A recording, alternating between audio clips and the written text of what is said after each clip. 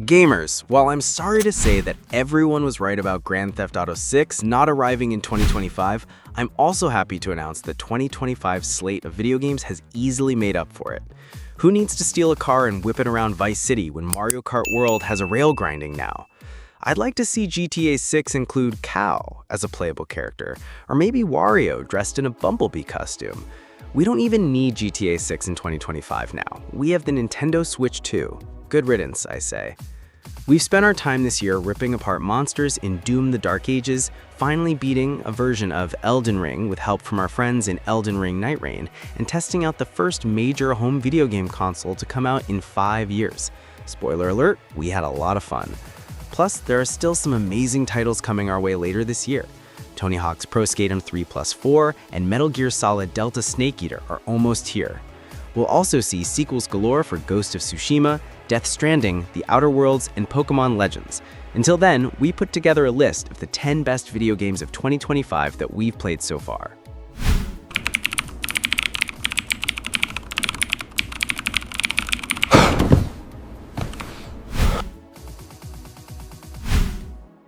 Split Fiction. Split Fiction is the latest incredible co-op adventure from the team behind It Takes Two and A Way Out. The two playable characters are each aspiring genre writers who fight against a tech company trying to steal their ideas.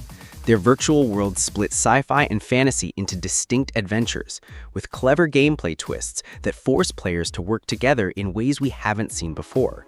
Don't forget to make it to the mind-blowing final level. I'm about to show you Hazelight's next co-op adventure called Split Fiction. And let me tell you this, get ready for a ride. You play as Mio and Zoe, two aspiring writers that hope to get published by a new tech company that can simulate their stories to life. I can't do this. Please calm down. It's time. You can't shut it. No! Accidentally, they end up in the same simulation. What are you doing in my story? Something bad is going on here. And there, they find out that their stories are about to get stolen. No one escapes my simulation. And in order to save them, they have to escape back to reality through the very worlds that they created. Hands above your heads. But the thing is, they're strangers, and Mio writes sci-fi, while Zoe writes fantasy. So you will, for every level in the game, jump between a sci-fi world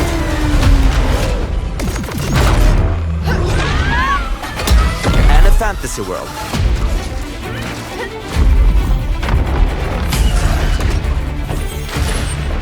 We at Hazelight love variation, and you'll have a unique mechanic for every level. Let me give you some examples. In this level, you start out by finding dragon eggs that hatch. Hey, stop licking. And then, they become a little bit bigger dragons with new abilities. But in the end, they grow up to be full-ass dragons. Crap! And now, you can fly around and kick ass. In another level, you play these ball droids that can magnetize and shift to different forms. And then, the droids become your exosuits. And you can now attack and hack different objects. Here's another one. You play as pigs, and they later become... Anyway, let's not talk about that level for now. And as always, with the Friends Pass, you only need to buy one copy of the game to play it with your friend online. That's what Hazelight is about. No loot boxes, no microtransactions, and no bullshit. You just get the game. You have unpaid parking tickets. Time to die. Excuse me? Run!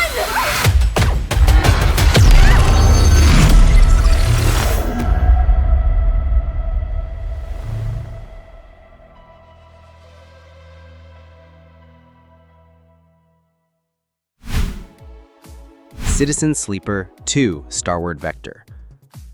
Citizen Sleeper was one of my favorite titles in 2022, so I'm happy to announce that the sequel's efforts to make the game a bit more complicated didn't completely ruin the magic of this indie strategy game. In fact, Citizen Sleeper 2's more advanced dice rolling mechanics only made everything about this Dungeons & Dragons-inspired space adventure that much more enjoyable.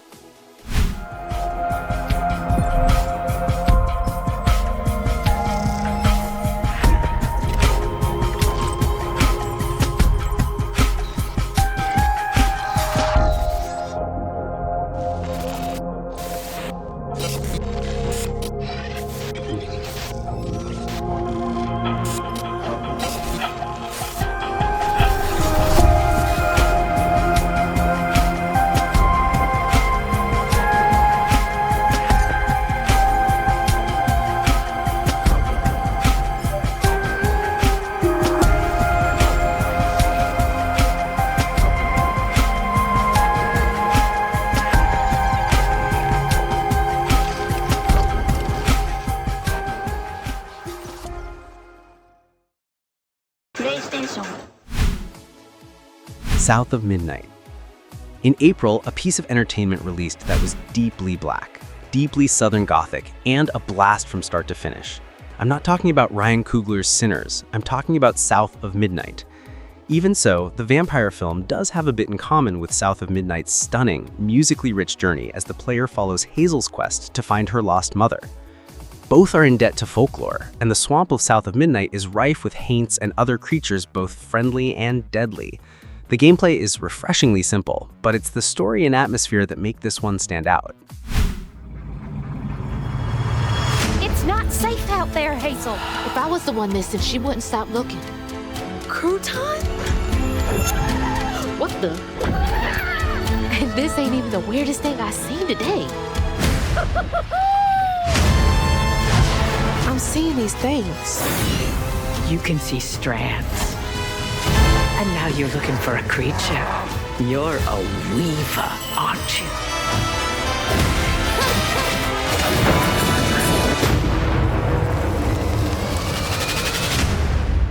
Hello?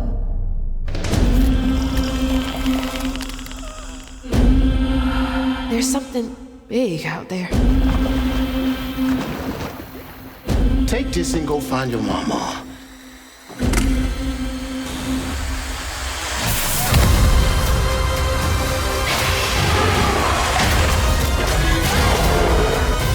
I'll come back. You better. I gotta know how this tale of Hazel ends.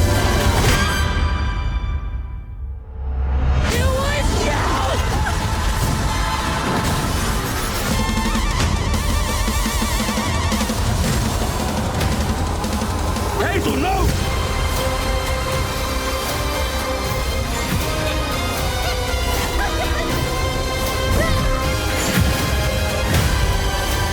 This ends now. Mama?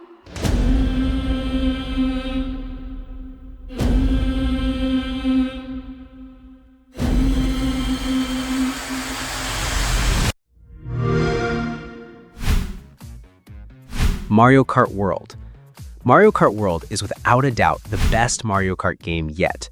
The Nintendo Switch 2 launch title features 24 drivers at the same time, new mechanics such as grinding and wall jumping, and a whole interconnected world to explore outside of races.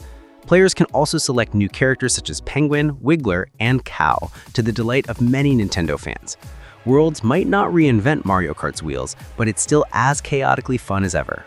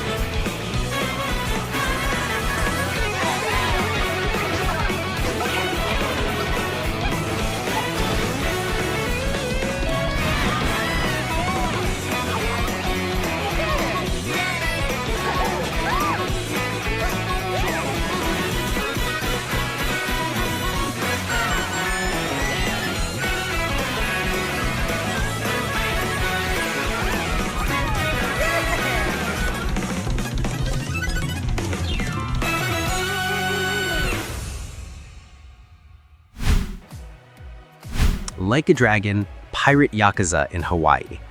Just when you think the Yakuza franchise couldn't possibly achieve anything wackier, the studio announces a game titled Like a Dragon, Pirate Yakuza in Hawaii. And true to its word, this action-adventure game is about a former Yakuza boss who is shipwrecked with amnesia before resorting to a life of piracy. In this spin-off game, you form a ragtag crew and control your ship in lively naval battles. If you're not turned off yet, then hear me out. Pirate Yakuza is the swashbuckling adventure you never knew you needed.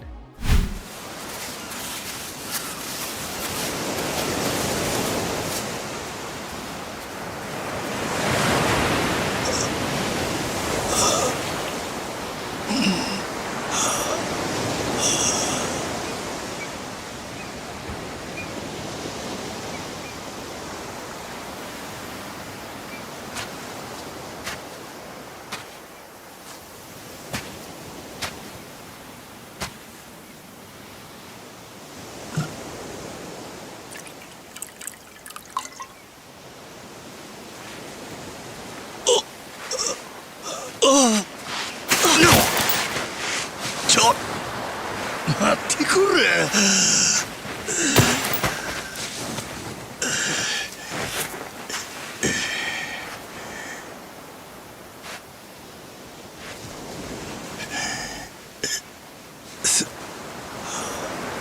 すまんの。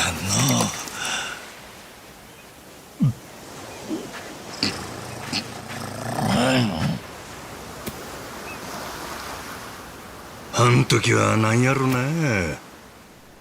ただただ水がありがたくての。あんなうまいもん生まれて初めてやった。どんな高い酒でもあれにはかなわん。けどそのうちだんだん頭に浮かんできた。なんで俺はこんな砂浜で寝とったんや。思い出せへん。いや、そもそもの話、俺は誰や。名前も思い出せへん。ちゅうてな。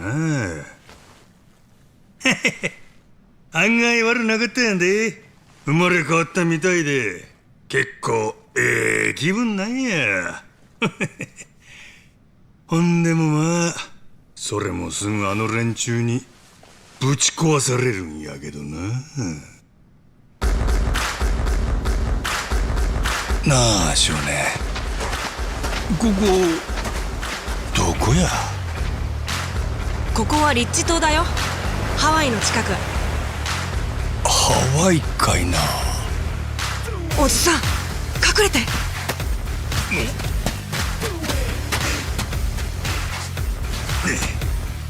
あれ海賊かいな。離せくれ。逃げろやのは。おじさん。寝れと。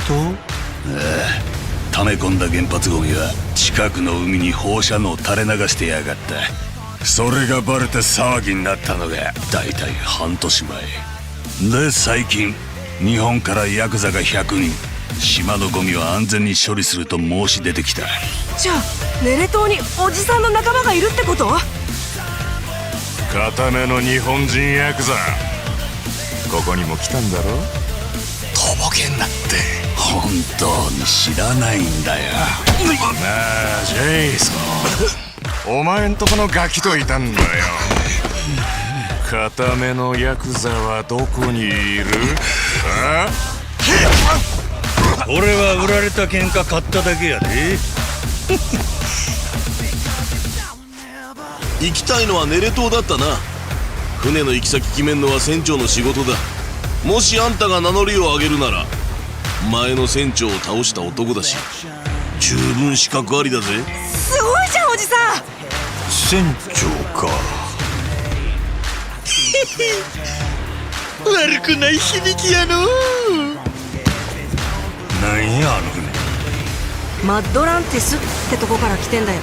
ギャングとかマフィアのたまり場の島。こっちも行くで。準備せえ。取りかじいっぱエスペランサの財宝って聞いたことないか。それを探してるってじいさんがマッドランティスに来てたんだ。こらおもろなってきたで。よっしゃ野郎ども出航準備や。マッドランティスに行くで。おいなんだこりゃ。どうする船長、ひとまず逃げるか。マッドランティスの洗礼っちゅうことかの。手洗い歓迎やないかい。マッドランティスはいくつかの犯罪組織で運営されてる。そのうち一番でかいのがクイーン・ミシェルってバーサの組織だ。ようこそ海賊諸君、我が王国マッドランティスへ。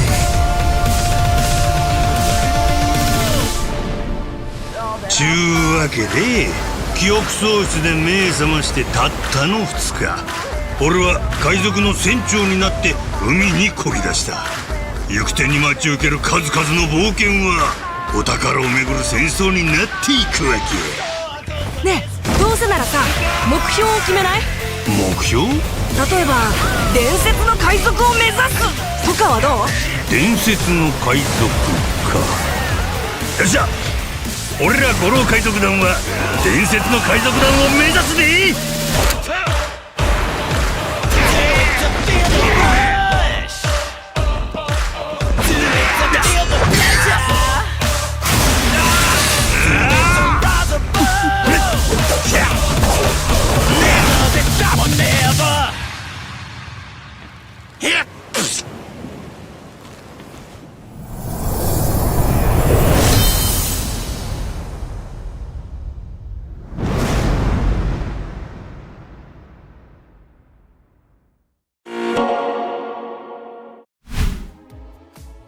Lost Records.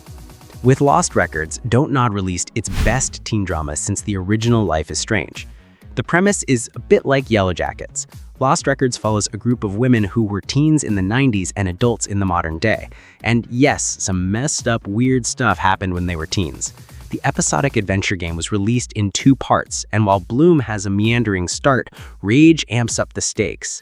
It's a wonderful 90s throwback in more ways than one. Clair Obscur Expedition 33.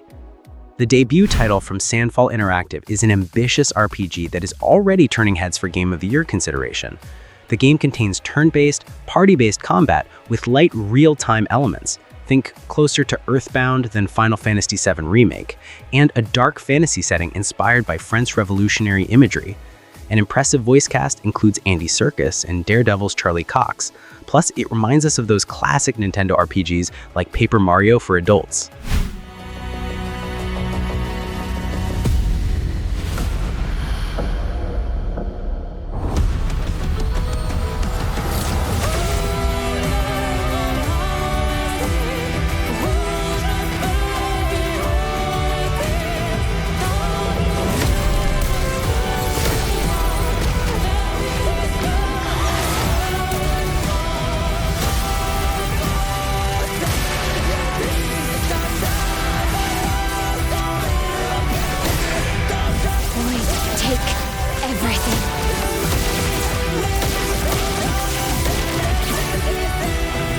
Is this true?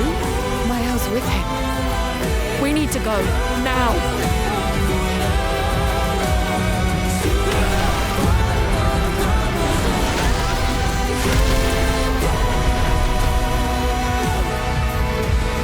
Who are you?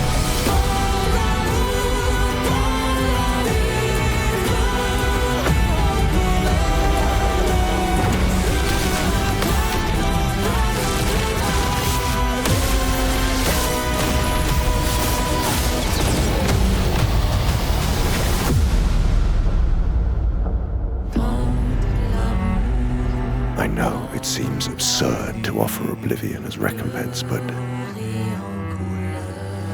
she'll never paint again.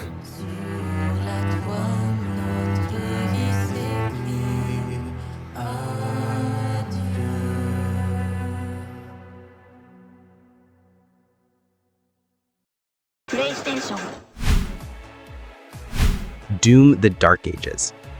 Doom: The Dark Ages is a whole new take on the classic Doom formula, with all new guns, a shield, and various flail-type weapons for getting up close. There's also a mech, and a mech dragon.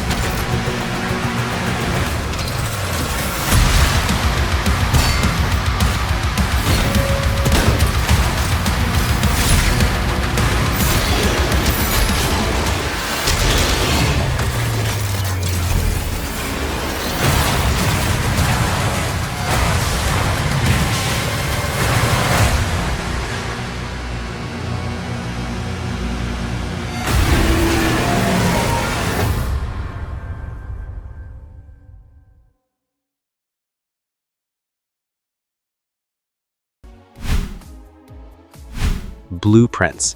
In some gamer circles, Blueprints is called a Metroidvania. I have no idea what the hell that means, but I have played enough of Blueprints to understand it's one of those games where you don't necessarily unlock new abilities. Instead, you gain knowledge and write it down in a notebook if you don't want to forget it. On its face, Blueprints is a first-person game about exploring a procedurally generated house, making blueprints, clever, and solving environmental puzzles. In reality, it's a game that turns everyone who plays it into a deranged lunatic with 70 pages of notes.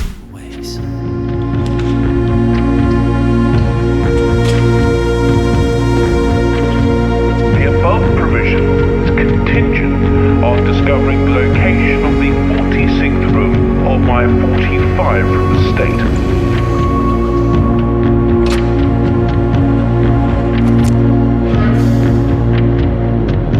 I suspect you wish me to look into your future.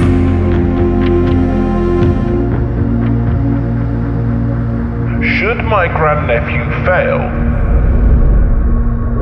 then this gift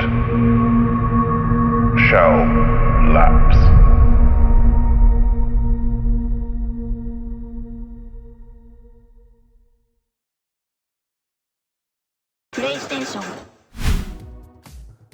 Elden Ring, Nightreign. Before the 2024 Game Awards trailer, I could have sworn that From Software president Hidetaka Miyazaki told IGN that we wouldn't see an Elden Ring sequel. And yet, Elden Ring Nightreign arrived to make the hellish trials of dying a million times to the same boss a shared experience. The cooperative spin-off is less a full-blown sequel, more like FromSoft made everyone's illegal multiplayer mods an official product. It has a bit of everything that's popular right now: Battle Royale, roguelike, and of course, it's still a Souls game at its core.